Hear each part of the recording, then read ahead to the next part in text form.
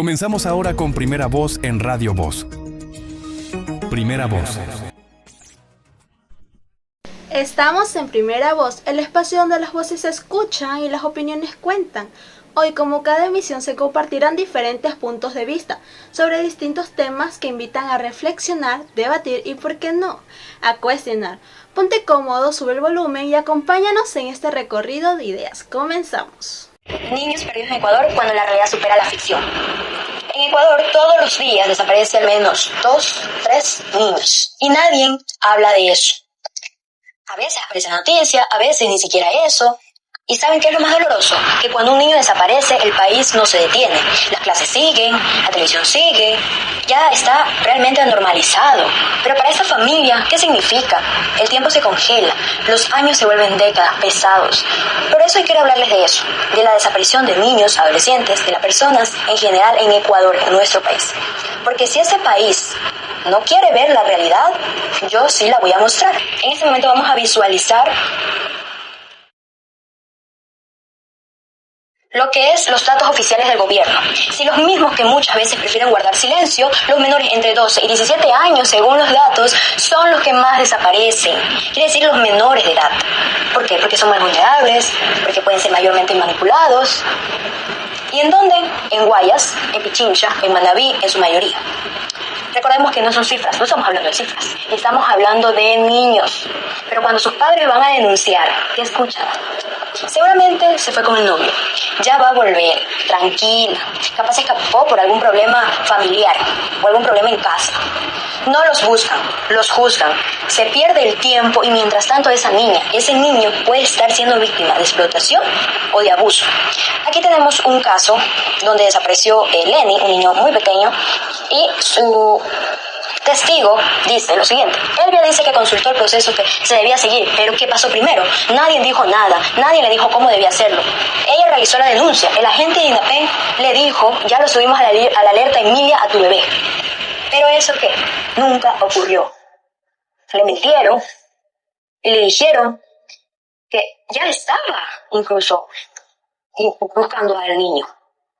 Por eso ella exige que se active para encontrarlo máximo, con su difusión máxima, con carteles, con muchas actividades. Pero ya después de tiempo, la denuncia de la desaparición de Lenny es de muchas, de niños que se han perdido, de niñas, adolescentes, donde el ministerio asegura que ellos siguen el caso de cada uno. Recordemos, como dice aquí, no son porcentajes, son seres humanos, donde incluso desaparecen y no se sabe más. Como les decía, ellos pueden estar siendo víctimas mientras se pierde el tiempo, o pueden ya estar muertos, sí, muertos, porque esa es la verdad que nadie quiere decir en voz alta. Hay casos donde niños desaparecen y nunca más se sabe de ellos. Y luego si aparecen es demasiado tarde, ya sabemos esa historia. Algunos son víctimas de violencia, otros enterrados en zonas rurales y otros simplemente se fuman, no queda nada. Porque en Ecuador también se oculta, se encubre, se tapa. Hay redes que operan en silencio. Redes que reclutan forzadamente hoy en día las bandas y muchas veces están involucradas autoridades, policías, funcionarios. Pero ¿quién controla todo eso? Nadie. Realmente nadie. No se ha visto evidencia que nadie. ¿Quién protege a los niños? Nadie. En este sistema. Y aunque ese país, como decíamos, tiene sistemas como la alerta Emilia, la alerta Alba Kenneth y una app llamada Alerta Desaparecidos, la verdad es que esas herramientas o esos mecanismos no siempre funcionan. ¿Por qué? Porque depende de los que están detrás de esa investigación. Se activa tarde, no hay coordinación, no hay personal suficiente. Y muchas veces las familias son las que terminan buscando solas, repartiendo volantes, subiendo fotos a redes sociales, rogando a las personas al menos que le crean, porque en muchos casos se los culpan a los padres. Porque aquí cuando desaparece una niña lo primero que hacen es no buscarla, es culparla. Culpar a la familia, culpar su ropa, culpar su carácter. Y nadie le pregunta quién se la llevó, quién la ocultó, quién fue detrás de toda esa operación, quién la está usando, explotando, vendiendo tal vez. Y si les digo que esta realidad no está lejos de una historia que les voy a contar a continuación, pero vamos a visualizar un video. Bueno, creo que ya no haya desaparecido. Suficiente tenemos con el dolor que llevamos a fuerza. Suficiente tenemos esa rabia que tenemos de que no nos dé respuesta. Cada día, como ustedes saben, los desaparecidos siguen aumentando. La DINASER, por su parte, asegura que en cada caso es investigado, que no hay cifras, sino rostros y también familia. Aquí no existe cifras, no rostros, sin buscar. Esta realidad, como les decía antes de ver el video, no está lejos de la película Sound of Freedom, conocida como la película que se hizo basada en Ecuador, en las tierras de Ecuador. Y vamos a ver para tener contexto de esto, ¿sí?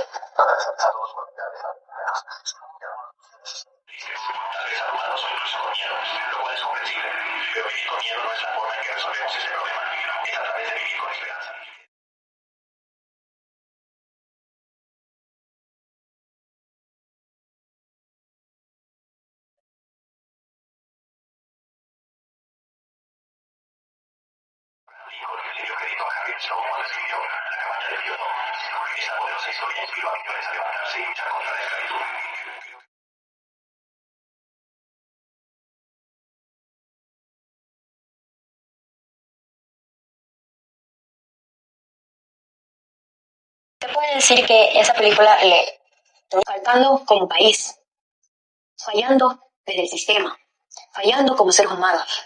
Digamos, en esos casos extremos, todo está manipulado detrás de personas con autoridad y poder que no quieren que se sepa porque pueden ser afectados. Finalmente, las denuncias, ¿cómo serían los procesos? La denuncia debe hacerse ante la Policía Nacional, la Fiscalía. Posteriormente se activa según un sistema que definan ellos como la alerta ALBA o la alerta Emilia. Según el caso, el Ministerio de Gobierno, el Ministerio de Justicia, la Policía, la Fiscalía tienen diferentes roles coordinados para su búsqueda. Pero siempre existen problemas de comunicación porque se pasan tirando la bolita. Ya dicen mil excusas, como hablamos, se limitan la investigación. La Defensoría del Pueblo, organismos internacionales como la OEA, CIDH han emitido recomendaciones para mejorar los protocolos y el trato, es importante, el trato de víctimas de los desaparecidos, el trato de esas familias que el país les está dando. Sobre todo, las mujeres desaparecidas señalan la necesidad que protocolos deben ser muy específicos, porque pues las niñas y adolescentes son las que hoy más en día están en riesgo de violencia, entre otros.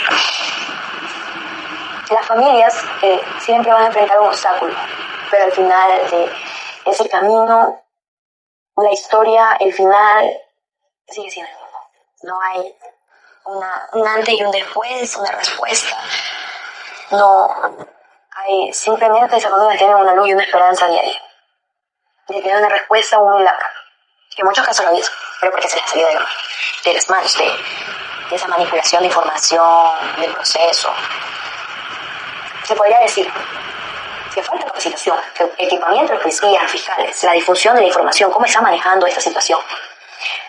¿Pero por qué? Porque no quieren hacerlo o porque probablemente no pueden. Esta es una duda muy grande, realmente, donde los padres no duermen, gobiernos no actúan. Esta no es una historia de cine, esto es Ecuador.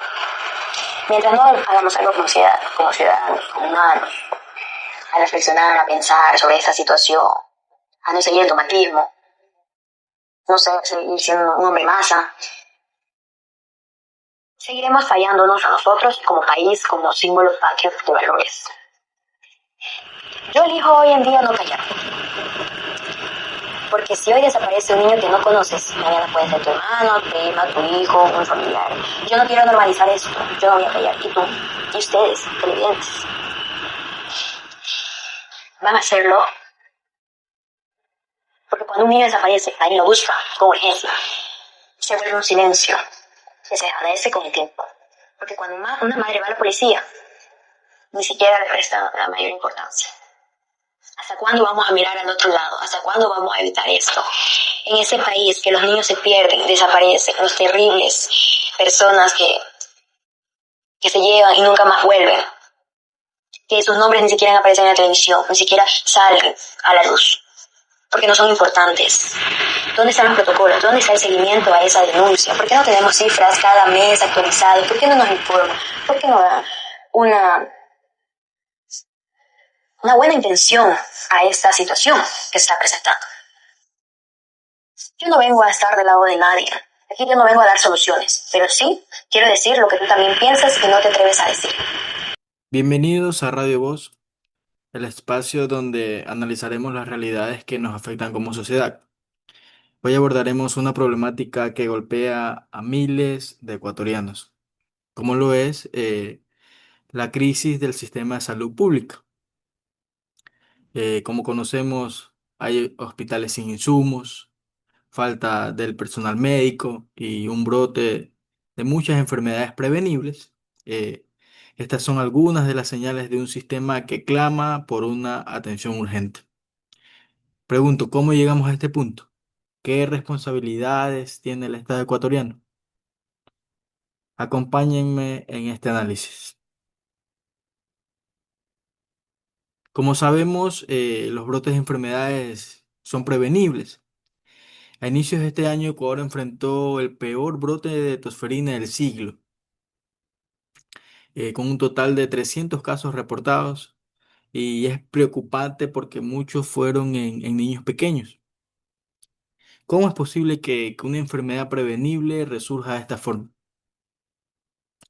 No olvidemos también que el Estado ecuatoriano eh, ha reportado en la Amazonía ecuatoriana estas nuevas enfermedades de los casos de leptoporosis y de la fiebre amarilla en la provincia de Morona, Santiago. Estas no son noticias del pasado, son noticias de ahora, están ocurriendo ahora mismo. Esto que está pasando no es nada nuevo. Es una enfermedad crónica que ahora mantiene el Estado y el sistema de salud. Podríamos catalogarlo que es un paciente en coma, pero tal parece que el Estado ya decidió desconectarlo. Tenemos, como mencioné, hospitales con personal trabajando a doble turno, eh, sin pago a tiempo en muchos de los casos. Pero eso no es todo, lo más grave es que nadie quiere asumir responsabilidad. Como hemos visto, cambian ministros, cambian los discursos, pero el dolor sí. Es realmente indignante la situación que se vive con el sistema de salud pública. No se trata solo falta de dinero, eh, se trata de prioridades, de ética, de una gestión eficiente pública que sea eficiente. Se trata de vidas humanas que se pierden día a día. Nuestro sistema de salud lleva años enfrentando estos recortes, años. Una negligencia, una falta de la voluntad política. Para hacer énfasis, tenemos datos del Ministerio de Salud Pública y la inversión per cápita en la salud ha mostrado un crecimiento insuficiente en los últimos 5 años. Son propios datos del Ministerio de Salud. ¿Esto qué ha traído? ¿Qué ha traído como consecuencia? ¿Qué ha traído esta inversión per cápita? Una atención médica que no alcanza a cubrir las necesidades básicas de la población, los hospitales públicos desabastecidos, podemos observar largas listas de espera eh, y médicos que lamentablemente se ven obligados a cubrir con lo mínimo. Ya ellos se abastecen a cubrir sus necesidades con lo poco que el Estado les da. Ahora le pregunto a usted, estimado oyente, usted que me escucha, ¿vamos a seguir callando esto? Cuando usted denuncia, cuando usted exige, cuando usted expone, se convierte en parte del cambio también. Sí, sí, estimado oyente, se convierte en parte del cambio. Y algo muy importante, en las próximas elecciones evalúe, pregúntele a su candidato qué piensa hacer para mejorar el sistema de salud, el que se nos cae a pedazos. No se conforme con las promesas vanas, con las promesas vacías, no. Quizás sienta que es poco lo que podemos hacer, pero incluso una sola voz puede generar mucho eco. Ahora imagínese que sean miles. Imagínese a un país entero exigiendo una salud digna. Imagínese un país entero exigiendo la salud. Es hora de decirlo. Esta crisis no es una casualidad. Esta crisis es el resultado del total abandono por parte de nuestras autoridades. Y hay que decirlo, es así, es el total abandono de nuestras autoridades. Me pregunto, ¿dónde están los recursos destinados al sistema de salud? ¿En dónde? ¿Dónde está la gestión? ¿Dónde están esos recursos? No podemos seguir aceptando que se juegue con la vida de las personas por falta de medicamentos o por falta del personal que sí está capacitado. No podemos aceptar que se siga jugando con él. ¿Dónde están las prioridades en este caso del Estado? El sistema de salud debe ser una prioridad para ellos. Desde mi punto de vista, el Estado ha fallado en su deber más básico, proteger la vida de los ecuatorianos con un sistema de salud digno. Esto no es solo una crisis, esto no es una sola crisis de salud, esto es una crisis de moral, ética por parte del Estado. Pero a mi parecer parece que se les ha olvidado que la salud ya no es una prioridad nacional, como muchos otros temas que no quiero entrar en teoría en este momento porque estamos tratando lo del sistema, sobre la crisis del sistema de salud pública.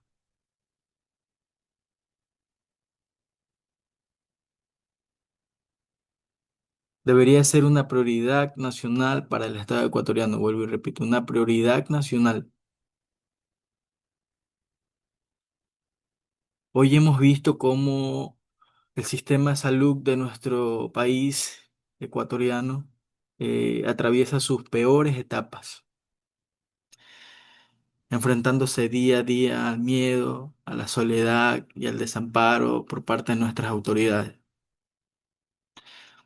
Hemos hablado desde el dolor, pero también desde la esperanza, estimados oyentes.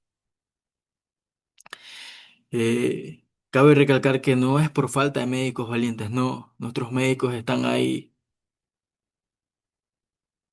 Vuelvo y repito, no es por la escasez del talento humano, porque por lo contrario nuestros médicos están totalmente predispuestos, comprometidos. Es por la falta de visión y compromiso de quienes nos gobiernan. Sí, hay que decirlo, esa es la realidad, la falta de compromiso de quienes nos gobiernan. Creo que como ciudadanos debemos de informarnos, exigir y proponer. Hay que proponer. Tenemos la necesidad de proponer. No podemos quedarnos callados mientras el sistema de salud nuestro se colapsa.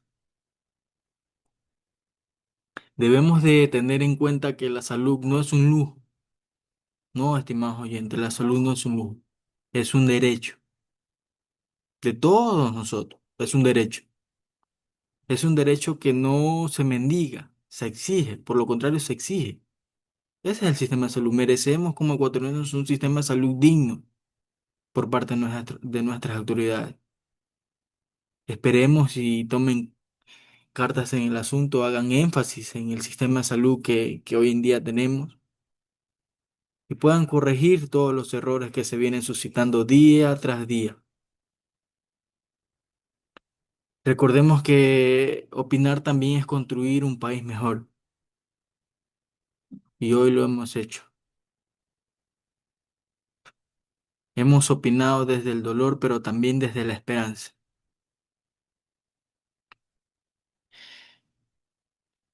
Sin más que decir, gracias por escuchar, estimados oyentes, y por acompañarnos en este tema tan delicado, esperando que nuestras autoridades, vuelvo y repito, tomen cartas en el asunto. Esto fue Radio Voz, nos encontramos en una próxima edición.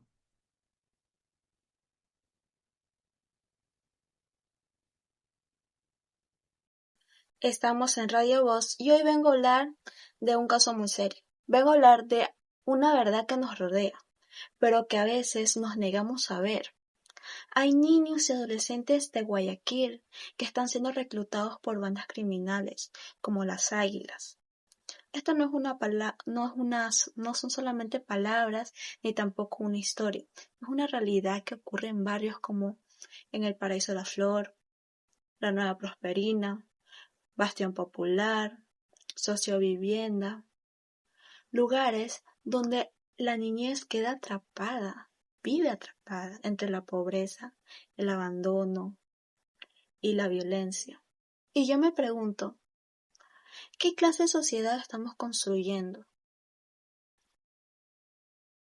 Si permitimos que los niños cambien sus libros, sus herramientas de trabajo en la escuela por armas, por droga. Hoy en día el reclutamiento de menores no es algo nuevo, pero en los últimos años ha crecido de forma alarmante. Grupos delictivos buscan a los más jóvenes porque son fáciles de manipular, de convencer. Aparte, no tienen antecedentes y en muchos casos las leyes son más suaves por lo que son menores de edad. En Guayaquil, las bandas utilizan a niños como de 15, 11, 12, 13 años como campanas, que son los que vigilan las esquinas, o como correos humanos que transportan las drogas, las armas, son los niños que llevan las drogas a vender en la escuela. En algunos casos incluso son usados para actos más violentos, para las guerras entre bandas, porque después de un tiempo, cuando pierden el miedo, ya están dentro del sistema, ya son parte de esa banda. Y lo más trágico es que muchos entran no por maldad, sino por necesidad. Les ofrecen dinero, poder, respeto, cosas que no encuentran en su casa, ni en la escuela, ni en su entorno. Y estas son cosas que los llevan a entrar a esas bandas. Y es ahí cuando fallamos todos, como sociedad y como comunidad. En abril del 2023 se reportó en las noticias y en las redes sociales sobre un caso en el Paraíso de la Flor, donde un niño de 13 años fue detenido con droga escondida en una mochila. Cuando la policía lo interrogó, dijo que le pagaban $5 por cada entrega, $5 por arriesgar su vida, por arriesgar su libertad. Y en ese mismo sector, vecinos han denunciado que hay adolescentes que hacen rondas armadas. Algunos ni siquiera van a la escuela. Otros sí, pero a la salida se tienen que ir para obedecer las órdenes de las bandas. Y también hay algunos niños donde ya comienzan a robar. Lo más duro de escuchar es cuando los propios moradores dicen: aquí, si no estás en una banda, eres blanco fácil. O sea, un niño ya no elige entre el bien y el mal. Ellos entre sobrevivir o desaparecer. Eso es lo que les toca pensar a los niños que se meten a estas bandas. Y mientras tanto, las autoridades muchas veces actúan cuando ya es tarde. Cuando los niños ya están metidos en las bandas, ya están empezando a robar, están trayendo la droga y cuando ya están armados. Ahí es cuando comienzan a aparecer la policía. Según informes del mismo Ministerio de Educación y de organizaciones de derechos humanos, más de 1.500 escuelas en Ecuador están en zonas de alto riesgo por presencia del crimen organizado. Muchos padres han dejado de enviar a sus niños, a sus hijos a estudiar por miedo a que sean atacados o secuestrados o reclutados por estas bandas. Y la UNICEF también ha alertado que el uso de menores por parte del crimen organizado es una forma de violencia extrema que deja cicatrices emocionales para toda la vida, de cada niño, de cada maestro. Es algo que es un recuerdo que les va a durar siempre. ¿Y qué estamos esperando? Que una generación crezca con odio, con trauma y sin rumbo. En lo personal, yo hablo de este tema porque saber que hay niños en mi ciudad que no pueden soñar, que no pueden jugar tranquilos ni caminar sin miedo, a esperar a que pasen motos con personas armadas, adolescentes, niños. Y sí, estoy convencida de que no basta con más policías o más cárceles. Se necesita presencia del Estado, pero también de la comunidad. Se necesitan programas reales para rescatar a esos niños antes de que sea tarde. Necesitamos centros culturales, deportes, psicólogos, trabajo social. Necesitamos que el arte, la música, que estos niños se puedan distraer, que puedan tener una interacción, además de pasar tiempo en la calle. También se necesita de una sociedad menos indiferente. No podemos seguir pensando, eso no me pasa a mí, eso no es mi problema, es problema de otros. Porque cada niño perdido es una oportunidad que muere. Y algún día esos niños que hoy caminan con miedo serán adultos. ¿Qué tipos de adultos estamos formando cuando les enseñamos que el arma vale más que un libro? Y tenemos a la institución Marixa Thalía, que es un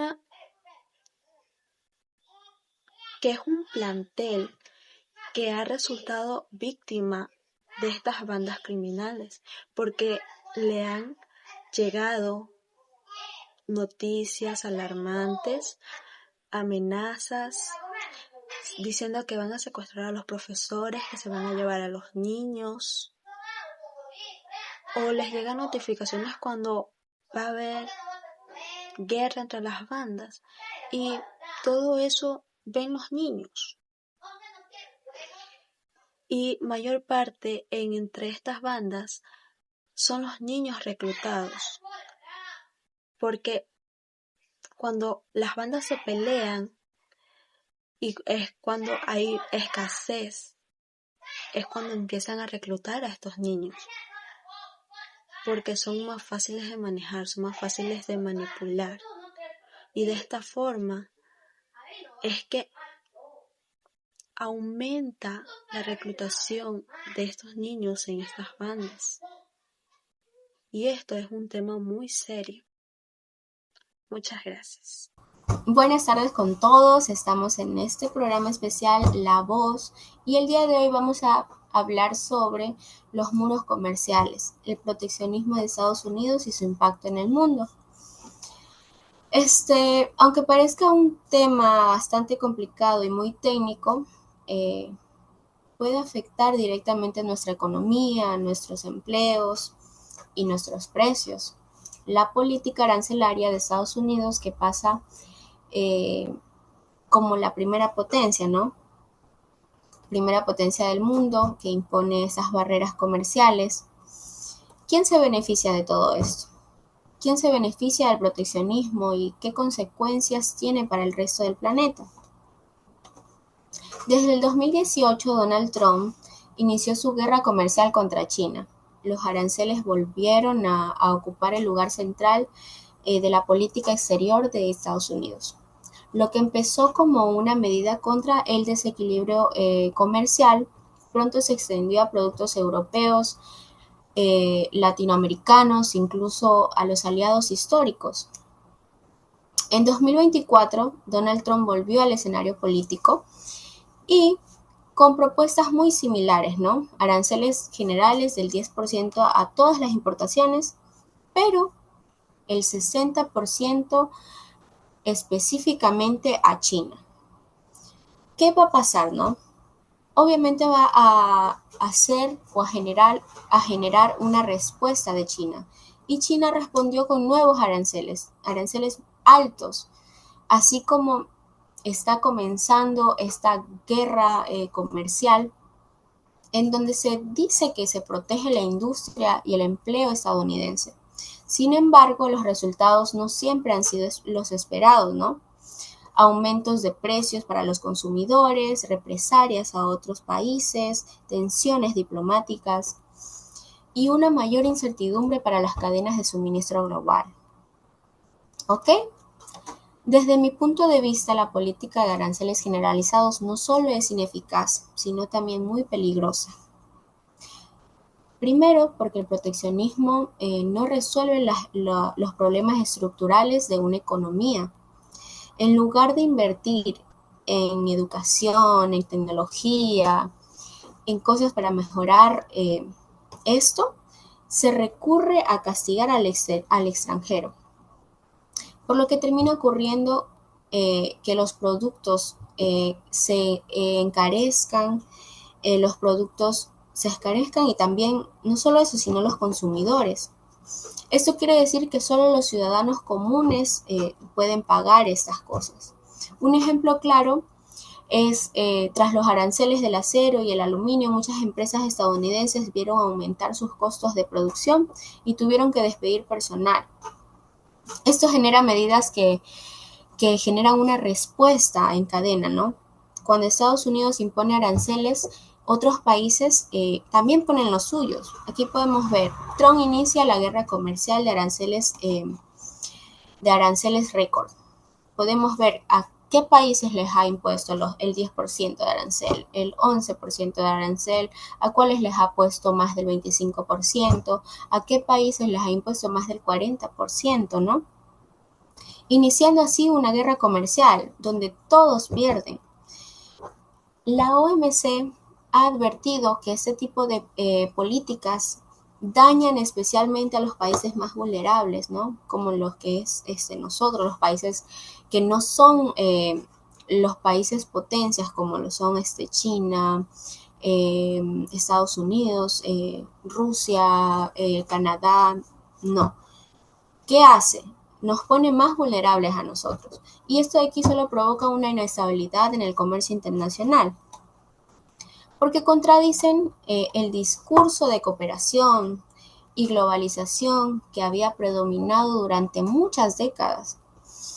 Hoy más que nunca que estamos en un mundo interconectado, aislarse nunca va a ser una solución viable. Nunca. Los productos que compramos, incluso aquí en países como Ecuador, ¿no? Tienen partes fabricadas en China, ensambladas en México, distribuidas en Europa. En un arancel de Estados Unidos puede tener el efecto dominó que termina afectando a nuestros mercados, a nuestras exportaciones y a nuestros empleos.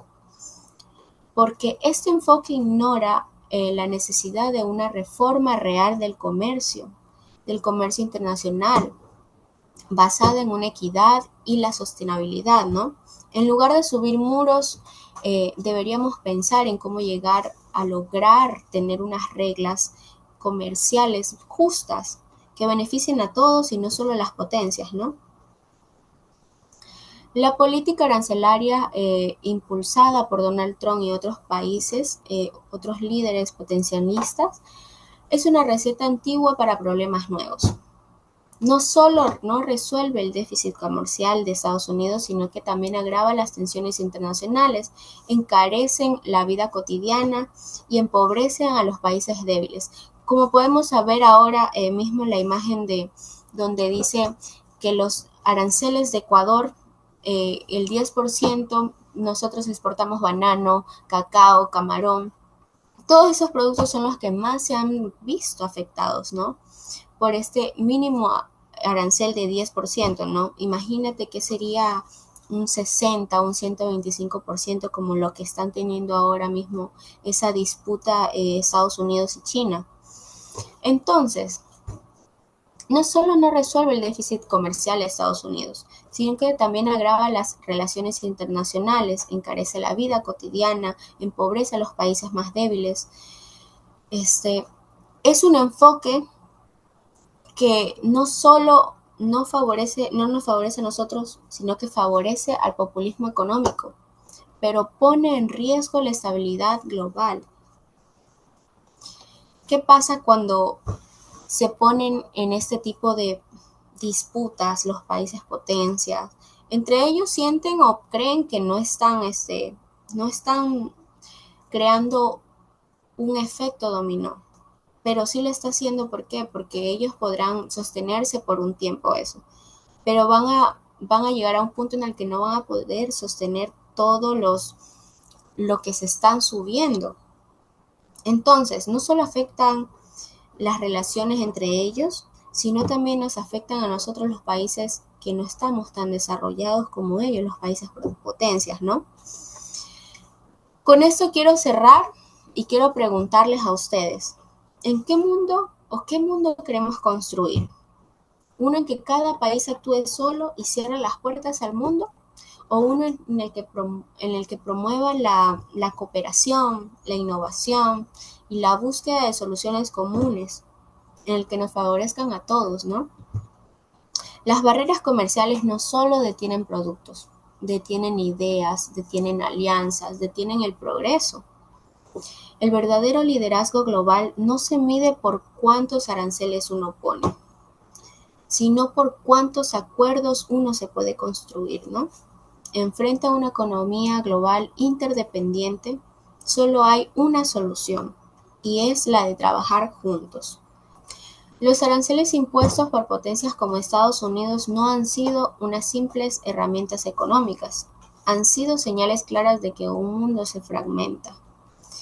Cuando una potencia mundial como Estados Unidos levanta barreras comerciales bajo una bandera que dice ser protección nacional, el impacto se extiende mucho más allá de esas fronteras, ¿no?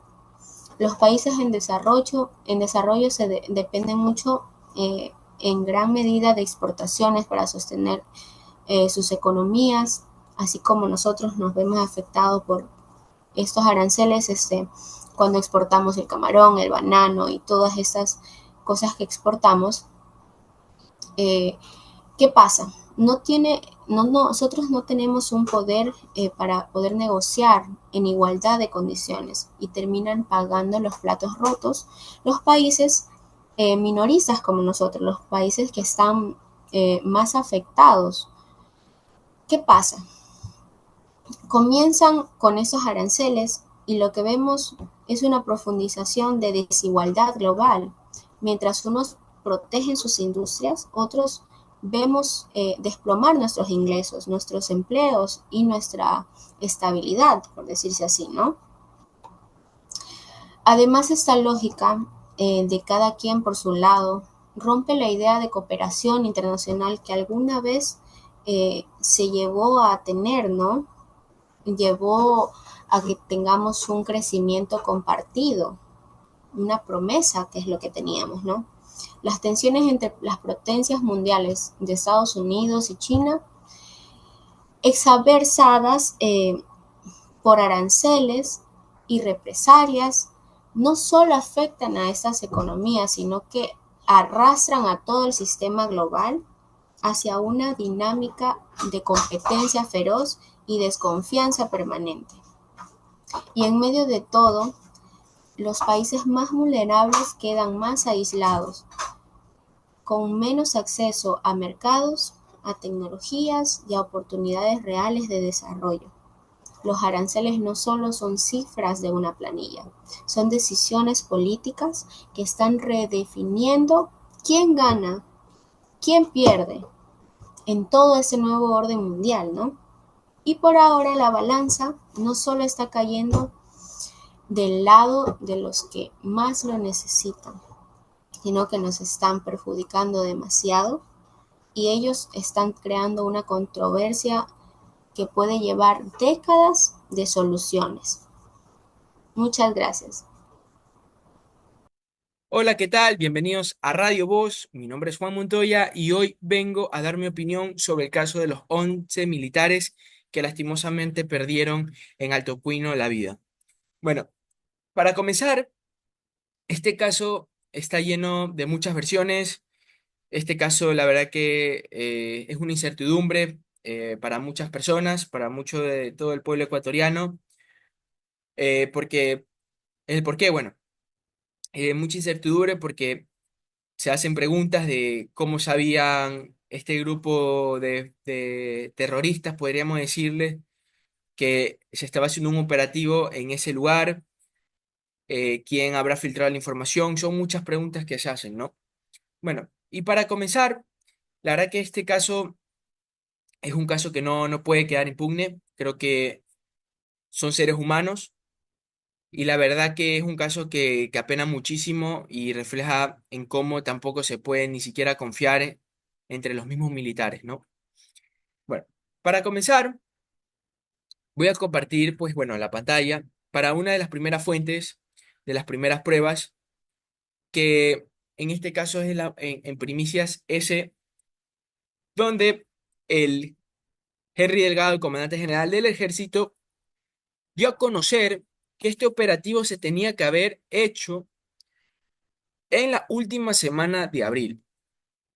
Aquí, como lo vemos, para la última semana de abril de 2025, las Fuerzas Armadas ya tenían planificado el operativo control de la minería ilegal en Orellana. Bueno, nos preguntaremos qué pasó, por qué no se hizo en esa fecha establecida o en esa semana establecida. Pues bueno, aquí está la respuesta. Por lo que dijo el comandante general del ejército, se suspendió ese operativo fue por problemas de que no había seguridad, no había suficiente seguridad, no había mucha seguridad al mando para poder dirigirse hacia allá. Es por eso que el comandante avisó pues a lo que es a la zona de control de las Fuerzas Armadas eh, y dijeron, dale, aceptamos y establezcamos otra fecha que sea para el mes de mayo. Bueno, y la establecieron para el viernes 9 de mayo. Ahora, los militares fueron hacia el lugar, fueron por vía aérea, fueron por helicóptero, fueron alrededor de 1.000 uniformados, así como escuchan, 1.000 uniformados. Aquí, pues bueno, en la misma fuente de primicias dice que fueron 1.000 uniformados. Bueno, vamos a esperar que se cargue, de que se cargue la página. Entonces, de esos 1.000 uniformados, llegaron hacia el lugar, tuvieron que caminar un par de kilómetros hacia donde estaba la minería ilegal. Pero aquí viene otra de las preguntas, y es el cómo se enteraron el grupo fronterizo de Colombia. Porque, siendo honestos, el grupo fronterizo de Colombia, hasta la frontera de Colombia, hasta donde estaban los militares, que era Alto Puina de Orellana, están a 65 kilómetros. Así como lo escuchan, a 65 kilómetros. Entonces, se preguntan, ¿cómo llegaron? Obviamente, obviamente, rebuscando, obviamente, pues, eh, investigando un poco más, la información de estos militares que estaban en ese operativo se filtraron hace muchos días antes. Entonces, este grupo fronterizo le dio todas las horas para poder viajar hacia el Alto Puina, donde estaban todos estos uniformados, y poder emboscarlos. Bueno, ahora sí para mostrar, ya se cargó la página, para mostrar una de las pruebas donde dicen que fueron alrededor de 1.000 uniformados. Aquí estamos, aquí está, aquí están. Fueron 1.000 uniformados hasta el Alto Puina, en distintos puntos pues de Orellana, luego de lo que pasó, ya que vieron que parte de su equipo los atacaron, partes de su equipo les quitaron la vida injustamente, ¿no? Y bueno, aquí también hay otra de las pruebas que tenemos, que es el mapa de los kilómetros que se recorrieron para, para la Alto Puina. Bueno, queremos que sea, aquí está. Miren la distancia, es una distancia muy lejos, De la hormiga Putumayo hasta Sardinas Altapuina de Orellana son 65 kilómetros. O sea, estamos hablando ya de la frontera de Colombia al tope ahí. Y la verdad, esto tiene mucho más sentido al darnos cuenta que sí o sí la información se filtraron. Obviamente, el general de las Fuerzas Armadas no descartó, aquí él mismo lo dice, el comandante general del Ejército de las Fuerzas Armadas no descarta la filtración de la información. Es por eso que están conllevando esta investigación a mucho más, han pedido ayuda al exterior, han pedido ayuda han pedido ayuda al exterior. Entonces, este caso, la verdad, como vuelvo y repito, es un poco misterioso. Bueno, siguiendo con este tema, ahora mi pregunta es, ¿estos 1000 uniformados que fueron, no estaban preparados? Porque se supone que ellos tienen que llevar, o tienen, pues, les enseñan a llevar o a estar preparados cuando hay este caso de emboscadas de grupos terroristas. Entonces, ahí viene la pregunta. Si eran 1000 uniformados, ¿cómo puede ser posible que de los 1000 uniformados fallecieron los 11? Porque bueno, es verdad, sí, el grupo fronterizo de Colombia fue bien armado, fueron armados con fusiles de asalto, pues bueno, con armas, ¿no? Fueron bien armados, pero, y se suponen que son militares y tienen que estar preparados para cualquier cosa. Lamentablemente, eh, de esos 1000 uniformados, 11 perdieron la vida, 11 militares perdieron la vida. No sé, cuando vieron que sus compañeros, en este caso, perdieron la vida, pues los llevaron rápidamente al helicóptero porque el helicóptero los esperó hasta que terminen pues hacer el operativo y dar aviso que sí se estaba haciendo una minería de oro ilegal en ese sector del bosque porque es un lugar de bosque. Y aquí pues observamos que lastimosamente no estaban bien preparados los militares, porque fue una emboscada. Y obviamente, vuelvo y repito, como se los dije hace un rato, se filtró la información. Se filtró la información, como lo dijo el comandante, del mismo, del mismo lugar de las Fuerzas Armadas. Alguien filtró la información hacia el grupo fronterizo de Colombia y lastimosamente llegaron, pues, y emboscaron a todos estos militares donde 11 perdieron la vida. Ahora, pues bueno, yo digo, ya ni en los militares se pueden confiar. Ya ni en los militares podemos confiar porque entre los mismos militares está podrido, así mismo como la policía. Ya no, ya la comunidad, la ciudadanía ecuatoriana no tiene esa seguridad de confiar en ellos por lo que escucharon con este caso de ahora de los 11 militares, de que lastimosamente 11 perdieron la vida. Y entonces se preguntan, o sea, del propio equipo, del propio área de las Fuerzas Armadas, hay, como se le dice acá en Ecuador, sapos, topos, que filtran información de cada operativo que hacen. ¿Cómo es eso entonces? Ni entre ellos mismos se confían. La información que tienen, la información que tienen, pues se la filtran. Y es por eso que hoy en día el Ecuador sigue estando como está. Lastimosamente, la ciudadanía ha cogido mucho terror, más con este caso que pasó, ha cogido mucho más miedo de no confiar en las autoridades, de no confiar en una autoridad que se supone que ellos tienen que defender, cumplir su labor como autoridad del país, a defender a los ciudadanos, ya no confían, ya no se sienten seguros con ellos.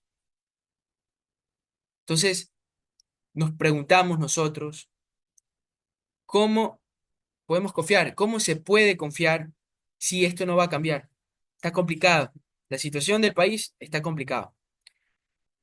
Bueno, para finalizar, Vamos a ver las listas de los fallecidos. Vamos a esperar que se cargue un poquito pues la página. La verdad que esto es una consternación, esto es la gota que derramó el vaso, la verdad. Nosotros como ciudadanos o como personas que somos parte de este país, vemos esto y la verdad que es demasiado este, ver cómo están destruyendo el país, ver cómo está podrido dentro de las Fuerzas Armadas.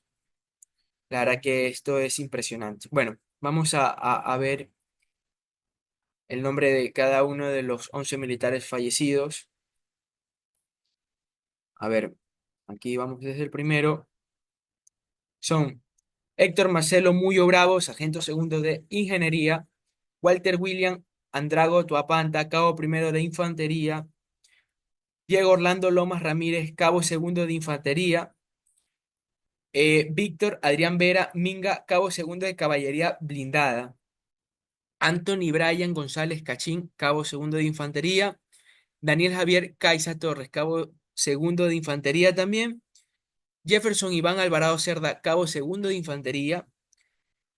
Yorbi David Vega Jiménez, cabo segundo de Infantería. Marlon Rodríguez Guasmushi Rey Sancho, soldado de Sanidad.